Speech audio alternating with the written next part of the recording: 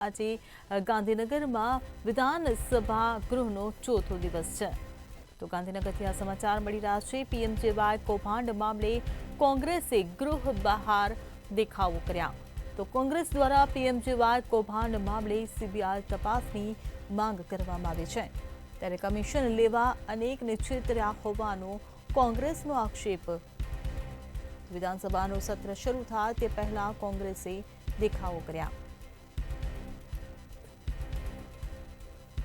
તો ડોક્ટરના પરિધાનમાં સજ્જ થઈ કોંગી કાર્યકરોના દેખાવો ત્યારે અમિત ચાવડા સહિત કોંગ્રેસના ધારાસભ્યોએ દેખાવો કર્યા હોવાનું સામે આવ્યું છે તો કોંગ્રેસ દ્વારા પીએમજેવાય કૌભાંડ મામલે સીબીઆઈ તપાસની માંગ કરવામાં આવી છે।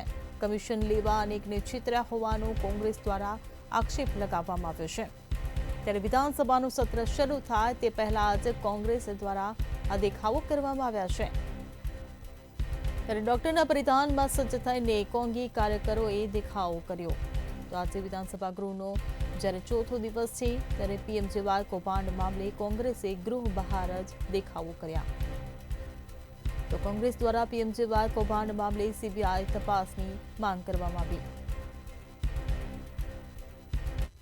ગુજરાતમાં ચારે તરફ ભ્રષ્ટાચાર છે એ જ રીતે પીએમજેવાય યોજના અંતર્ગત પણ ગુજરાતમાં છેલ્લા ઘણા વર્ષોથી કમિશનના બાને ભ્રષ્ટાચારનું આખું જે રેકેટ ચાલે છે, ષડયંત્ર ચાલે છે, એનો ભોગ ગુજરાતની જનતા બની રહી છે।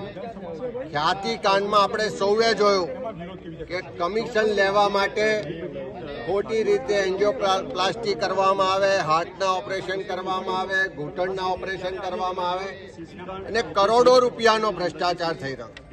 અમે આજે પ્રતિકાત્મક વિરોધના માધ્યમથી એ જ કહેવા માંગીએ છીએ કે આ ભાજપની સરકારમાં કમિશન માટે લોકોનો જાન લેવાય તો પણ સહેજ પણ આ સરકારને શરમ આવતી નથી।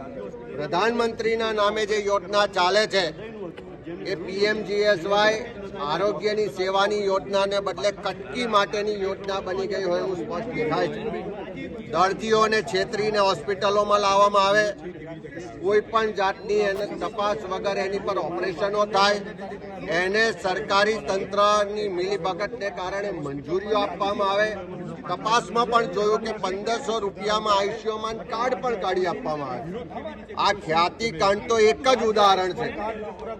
ગુજરાતમાં ઠેર ઠેર આવા ભ્રષ્ટાચાર, કૌભાંડ ને પીએમજેવાયમાં આખું વ્યવસ્થિત ષડયંત્ર ચાલે છે ત્યારે અમે માગણી કરીએ છીએ કે આખી સરકાર આમાં ઇન્વોલ્વ છે। કમિશન ડોક્ટરથી લઈને આરોગ્ય વિભાગ સુધી પહોંચે છે તો આની સીબીઆઈ મારફત તપાસ થવી જોઈએ। જે રીતે ખ્યાતિકાંડના જે જવાબદાર લોકો પર કાર્યવાહી થઈ એને પણ ફાસ્ટ ટ્રેક કોર્ટમાં કેસ ચલાવી અને ફાંસીની સજા આપવી જોઈએ અને આવું આખું ગુજરાતમાં જે ષડયંત્ર ચાલે છે, કૌભાંડ ચાલે છે, એની તાત્કાલિક સીબીઆઈની તપાસ થવી જોઈએ।